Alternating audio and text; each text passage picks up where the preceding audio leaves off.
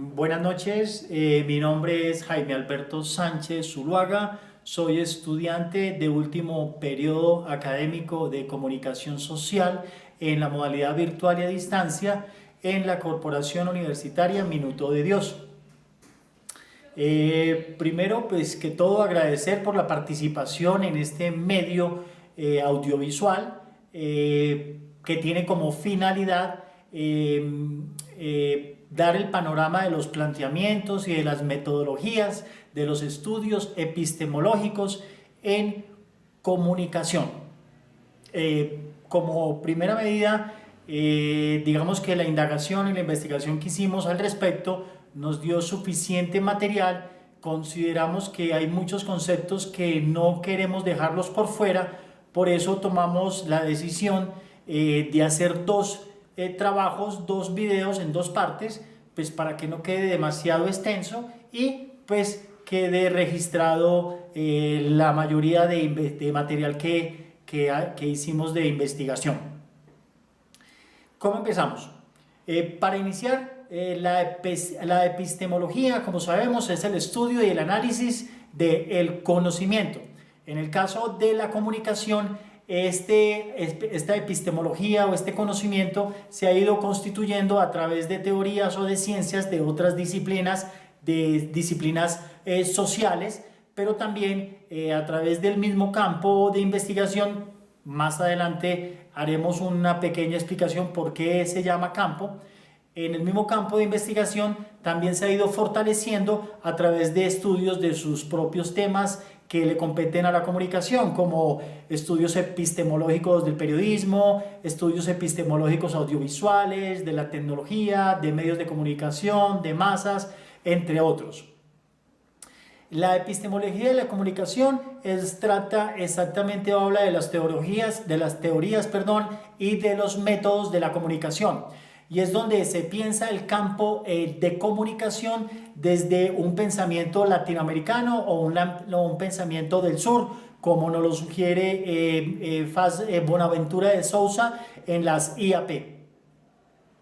Aquí los autores en América Latina que se resaltan o que tienen mayor presencia en este estudio epistemológico de la comunicación son Raúl Fuentes Navarro en México y María Inmaculata Vasallo de López. Raúl Fuentes Navarro hace una investigación invitando a hacer una reflexión sobre el entorno a qué se enseña y qué es lo que se enseña y cómo se enseña las teorías de la comunicación en los programas de comunicación. Ese estudio lo hace en Centroamérica y en México. Igualmente hace una investigación el señor Raúl sobre cómo se configuran los posgrados de comunicación, es decir, qué es lo que se está enseñando en estos posgrados. La metodología comunicacional que utiliza es un eje para articular tanto la teoría como la práctica de la investigación en búsqueda de una mayor consistencia epistemológica, ¿no? Hay varios estudios también como los que hace Inmaculata, la señora Inmaculata, que ella lo hace desde el campo de comunicación según lo propone Bourdieu, es decir, sobre tres dimensiones, que es la primera, que es la formación de los comunicadores, es qué es lo que se investiga en comunicación, y los profesionales, sus prácticas y oficios. Según Bourdieu, si se abordan a partir de estos tres entradas, se configura el campo de comunicación. Y María Inmaculata retoma este concepto de campo para la comunicación y acude a un esquema específico que ella, digamos, realiza y condiciona de manera muy exacta, de manera muy estricta, para encontrar el proceso de cómo realizar el abordaje de estos tres entradas. Acude a una explicación de ese esquema de como se llama, un plano cartesiano, es decir, que en el eje vertical ubica lo que es los paradigmas, las decisiones y las opciones, es decir, ahí en ese paradigma vertical está el reservorio disponible, está el discurso, y en estas opciones son actualizadas a través de unos movimientos en cadena, unos movimientos de combinación con el eje horizontal, que es en el eje horizontal donde se ubican las fases de los procesos de la práctica de investigación. Es decir, en esas fases están la selección del objeto, la observación, el análisis, la descripción, la recolección de datos, las conclusiones, las citas bibliográficas. Y ese es el eje horizontal. Y en el eje vertical están pues los niveles de nivel epistemológico, nivel teórico, nivel metódico y nivel técnico. Y la combinación entre esos dos ejes es que se dan esos movimientos de análisis y de reflexión epistemológica.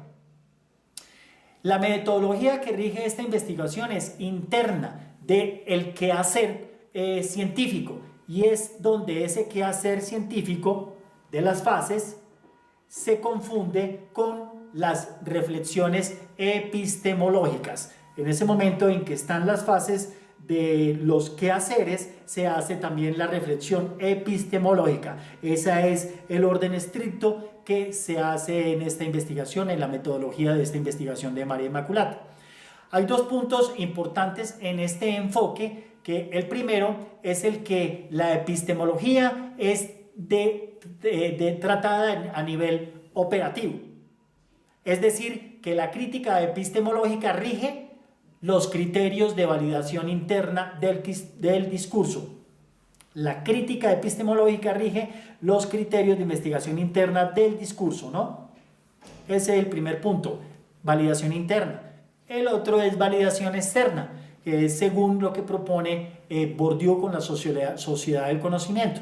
Bourdieu dice que en la sociedad del conocimiento es que hay instrumentos que dan fuerza y forma a la crítica epistemológica, y ahí se revela lo que es los supuestos inconscientes, las peticiones de principio de una tradición teórica.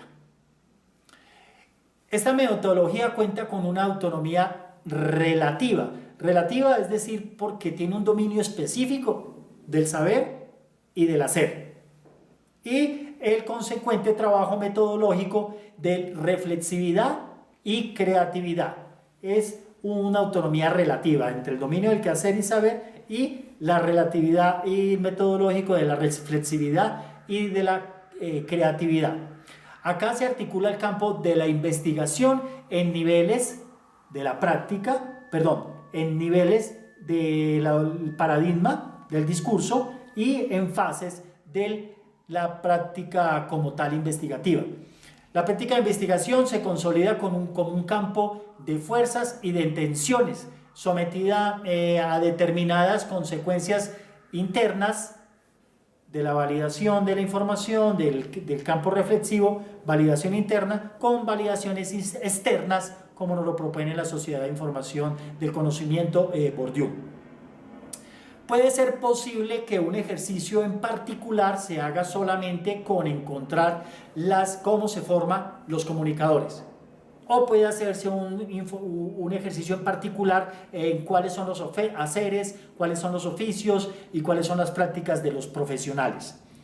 Esta investigación se da en unas condiciones de producción particulares, que esas condiciones se dan en tres contextos.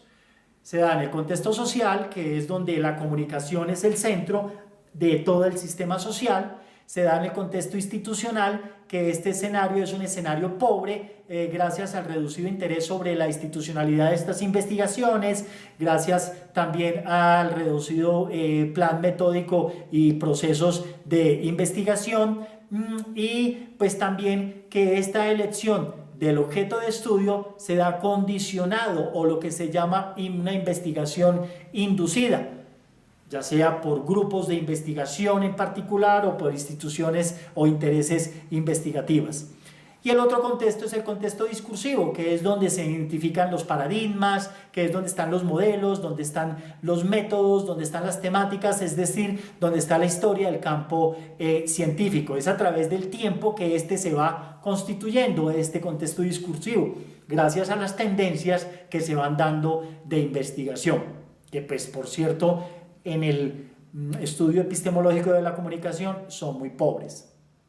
También María Inmaculata investiga sobre cómo se configuran los posgrados en Brasil y en América Latina, aportando a la epistemología de la comunicación. Ya esta es América Latina. Ahora en Colombia hay investigaciones sobre cómo se forman los comunicadores, especialmente en Bogotá.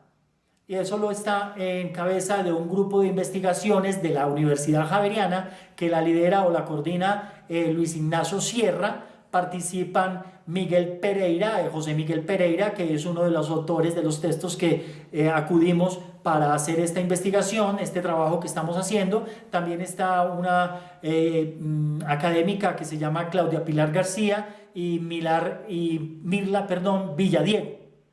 Esta investigación aporta a la epistemología de la comunicación, entre otras cosas. Ellos encuentran ahí la celeridad o la aceleración que tiene la formación hasta posgrado en estos momentos, que están, digamos, evadiendo como obligación o como requisito la especialización para pasar del pregrado a la maestría y así continuar de una manera rápida a lo que es el doctorado.